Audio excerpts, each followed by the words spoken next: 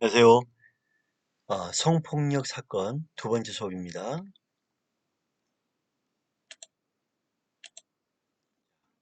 이 시간에는 사례 하나 보고 또 성폭력 관련된 여러 가지 여러분들 전자 발찌라든지 화학적 고세 이런 부분 한번 살펴보겠습니다.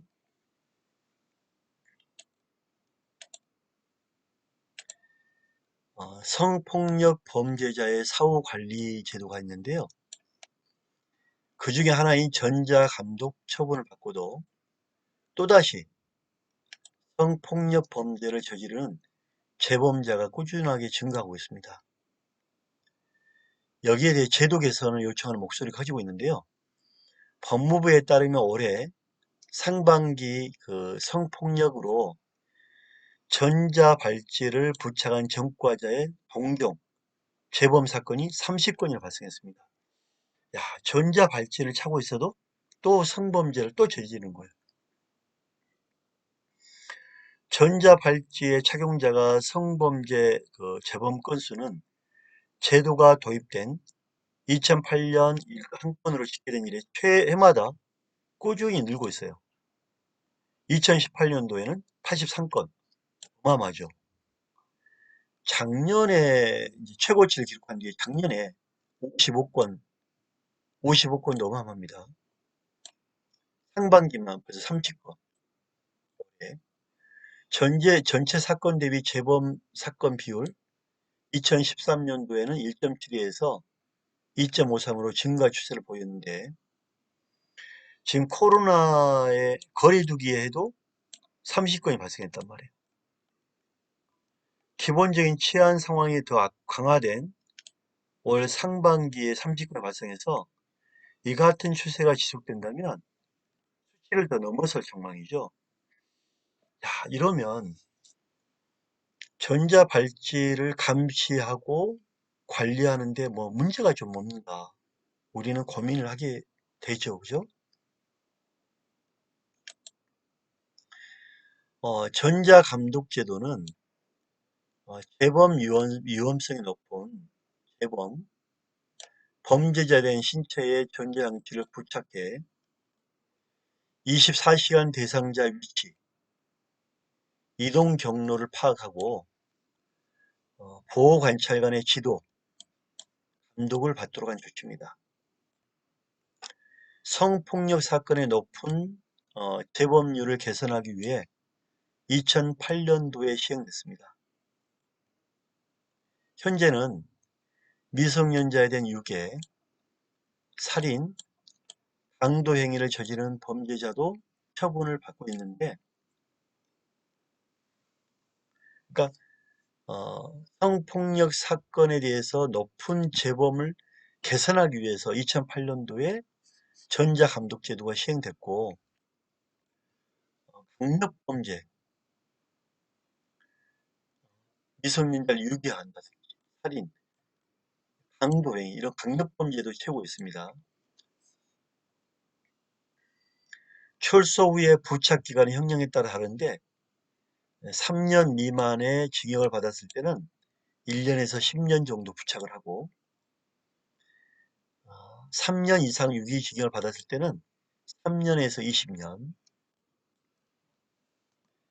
무기징역을 받았을 때는 사형이나 무기징역을 받았을 때는 10년에서 30년 이렇게 기간을 가지고 우리가 전자부착을 합니다. 현장에서 만성 인력 부족 탓에 재범이 줄지 않는다 이걸 모으고 있는데 전자감독제도 시행 이후 발찌 착용자는 20배 이상 늘어 3,000명이 넘는 상황이지만 전국 3,000명 어마어마하죠. 이들을 관리 감독한 보호관찰관은 같은 기간 5배 정도 들어서 한 230명에 불과하고 합니다. 230명이 3,000명을 관리한다. 그럼 10배가 좀 넘죠. 1명에서 10배. 쉬운 일이 아니죠.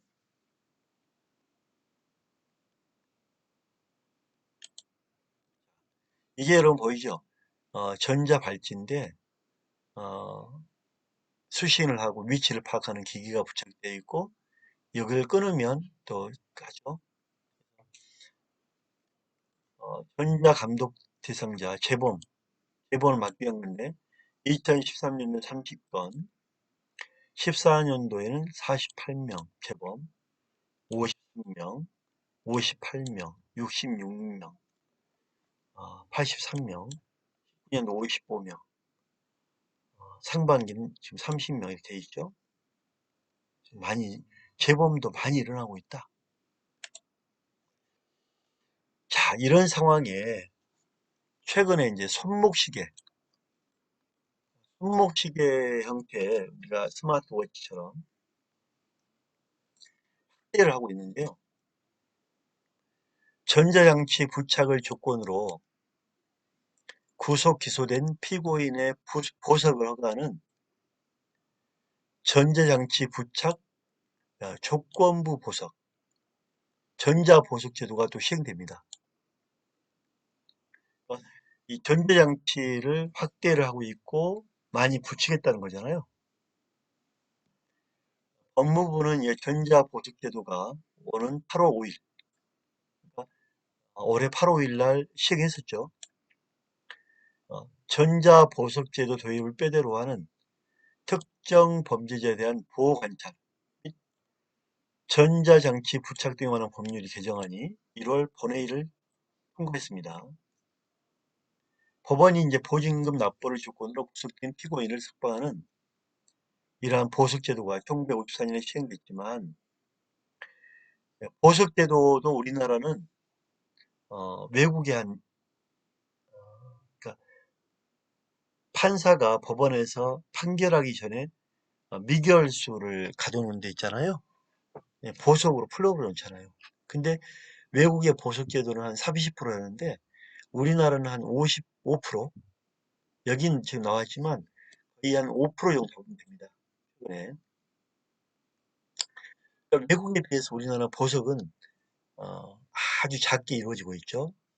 그래서 이러한 보석 제도가 54년부터 시행됐지만 피고인의 도주 우려가 크다는 이유로 보석률은 2018년 3.9%, 최근에 좀 늘고 해서 50% 이하로 지금 5%, 5% 이하로 아주 적습니다. 우리나라가. 미국, 영국은 한 30%입니다. 이런 전자보석 제도를 활성화하기 위한 것이다. 우리나라는 재판 시 출석을 담보할 수 없다는 이유로 보석이 까다로웠죠. 하지만 전자보석이 도입되면 도주 우려가 상당 부분 줄기 때문에 기존의 보석이 힘들었던 피고인들의 보석이 허가될 수가 있습니다. 피고인의 입장에서는 같은 상황에서 구속 수감되던 때보다 방어권을 더 많이 보장받을 수가 있습니다. 그죠? 전자팔찌를 붙여서 보석을 많이 시켜주겠다는 게 전자보석제도의 이제 생각이죠. 너희들 도망 못 가니까 전자 감시를 받을 수 있으니까 도주우리 없다. 이거 달고 보석해 줄게. 전자보석제도를 활성화하겠다는 거예요, 지금. 그러면 지금 감옥이 많이 부족하고 또 국가 비용이 많이 들잖아요. 이들에게 먹여줘야 되잖아요. 지금은 콩밥도 안 먹이고요. 음, 콩밥이라는 건 콩이 더 비싸잖아요. 그러니까 콩으로 밥을 해줄 수 없어요. 비싸니까. 그리고 되게 식단이 좋아졌어요. 한 끼 식사가 1인당 3천에서 5천 원 정도인데 만만치 않죠. 그죠? 국가 예산이 많이 들기 때문에 아무래도 이제 보석을 활성화하려고 하고 있죠. 전자보석 제도를.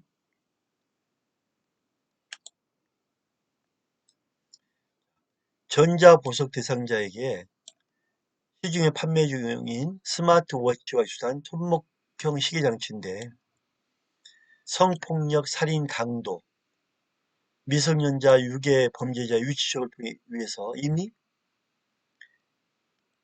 전자발찌가 활용되고 있고 일반 피고인에게 부탁하는 건 인권 침해 소지가 크다는 의견에 따라서 일반 피고인에게는 하지 않죠. 인권 침해 때문에 이제 어느 정도 좀 범죄가 돼야 되겠죠. 다만 손목 이런 부분을 감안해서 발찌를 안 채우고 손목 시계형 전자장치, 전자발찌와 마찬가지로 24시간 위치 파악이 가능하고 손목에서 분리하면 경보음이 울린다. 전자보석은 법원의 결정 뒤 보호관찰관이 집행하고 위반 상황이 발생하면 법원은 전자보석을 취소해 재구속할 수 있습니다. 그러니까 스마트워치형이기 때문에 쉽게 보는데 이게 이제 관심 있게 안 보면 스마트워치인지 전자팔찌인지 모를 수가 있겠죠. 좀 우리가 이 부분은 좀 구별해야 될 부분이에요. 법무부는 전자보석 제도가 시행되면 보석률이 높을 뿐만 아니라 교정기관 과밀 수용 문제도 해소될 수 있을 것으로 기대하고 있다. 2020년 7월 30일 기준으로 전국 교정기관의 미결 구금 인원 비율이 35.4%에 이르는데 보석률이 높아지면 상당수가 석방돼 불구속 상태에서 재판을 받을 수 있기 때문이다. 법무부는 전자 대상자의 보석 대상자의 준수사항 이행 여부를 엄격하게 감독해서 공판 절차 출석, 형 집행 단계에서 신체 확보를 담보하는 정책으로 정착할 수 있도록 최선을 다하겠다고 지금 하고 있는 거죠. 여러분은 어떠세요? 여러분은 전자 팔찌 제도에 대해서 공감하는지 한번 고민해 보기 바랍니다. 제 개인적 의견은 걱정 반, 근심 반이에요. 그래서 좋으면서도 걱정이 많이 된다. 철저하게 관리가 되겠나 이런 부분이 좀 있어요. 그래서 그 부분이 좀 융합돼서 개선되면 좋지 않겠나 그런 개인적 생각입니다.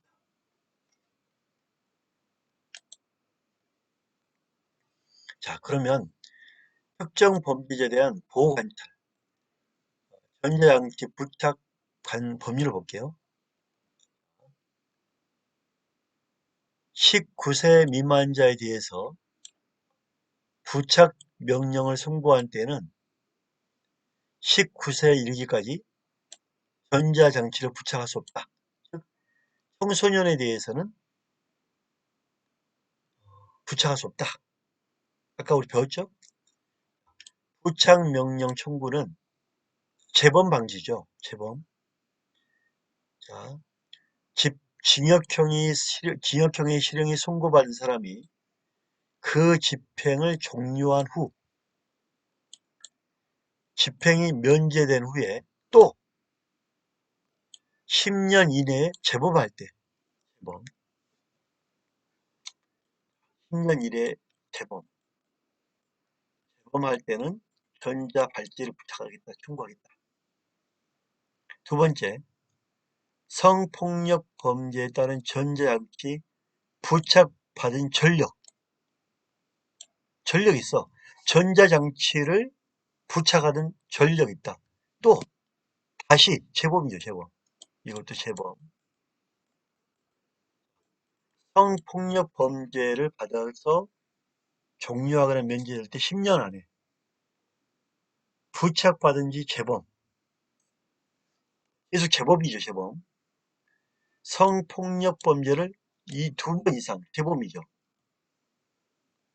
유죄 확정 판결을 받은 경우 습격이 인정될 때 2번 재범. 2번.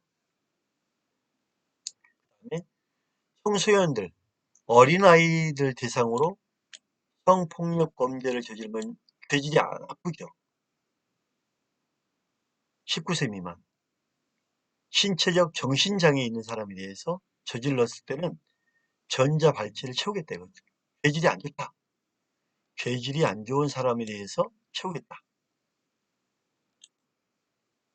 자, 이렇게 전자발찌를 채우겠다는 재범과 죄질이 안 좋은 애들 채우겠다. 또 하나는 우리가 볼 게 화학적인 거세입니다. 거세는 자르는 거잖아 원래. 화학적, 약으로 기능을 못하게 하는 거죠. 성적 기능을 없애겠다. 화학적 거세입니다. 재범 가능성이 있는 성범죄자의 성충동을 약물로 억제하는 거예요. 즉 화학적 거세가 시행된 이후 6년간 16명에 대해서 집행됐는데 법무부로부터 제출받은 자료에 의하면 성폭력 범죄자의 성충동, 성적인 충동이 없도록 약물 치료하는 법률이 2011년에 7월 이후에 현재까지 22명의 화학적 거세가 확정됐습니다. 이 중에 16명에 대해서 집행 중이거나 집행이 종료된 것으로 확인됐는데 화학적 거세가 집행된 16명을 범죄 유형별로 보면 강간이 8명, 질이 안 좋은 강간이 있죠. 아동 청소년에 대한 성폭력, 이건 유례 없죠. 4명. 연령별로는 30대가 6명, 40대가 5명, 50대가 3명, 나이를 안 가리죠. 60대도 2명이다, 60대. 60대는 이 나이와 관계없이 성폭력은 이루어지고 있다 보셔야 되고요. 화학적 거세를 위해 1인당 연간 500만 원이 지원되지만 성범죄 예방하고 억제하는 근본적인 처방이 될 수 없다. 이런 지적이 있죠. 화학적 거세는 약물로 욕구를 잠시 사라지게 할 뿐 약물을 끊으면 다시 성범죄를 저지르는 사람이 많습니다. 또한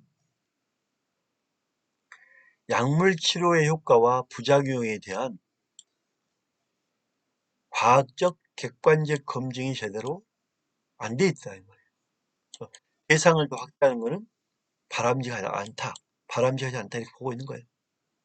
자, 부작용이 있잖아요. 약을 먹어서 성충동을 억제하다 보면 부작용이 있을 수 있어요. 이게 객관적으로 확인이 안 되다 보니까 또 다른 문제점이 나올 수 있단 말이에요.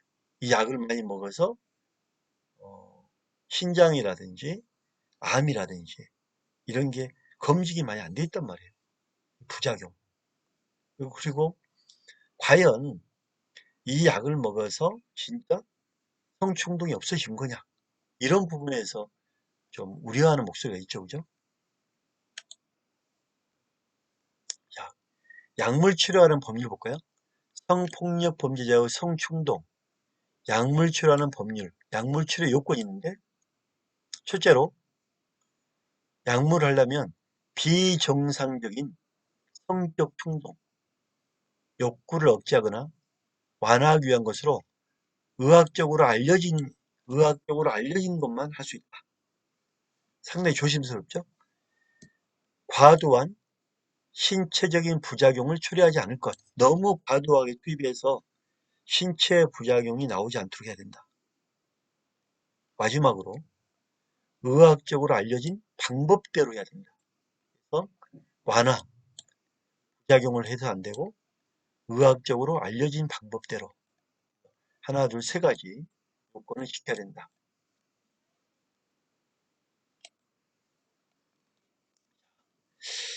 여러분들 이 시간 저하고 전자발찌 부착하는 거, 전자발찌는 역시 재범, 또 죄질이 안 좋은 사람들, 그래서 전자발찌를 부착을 합니다.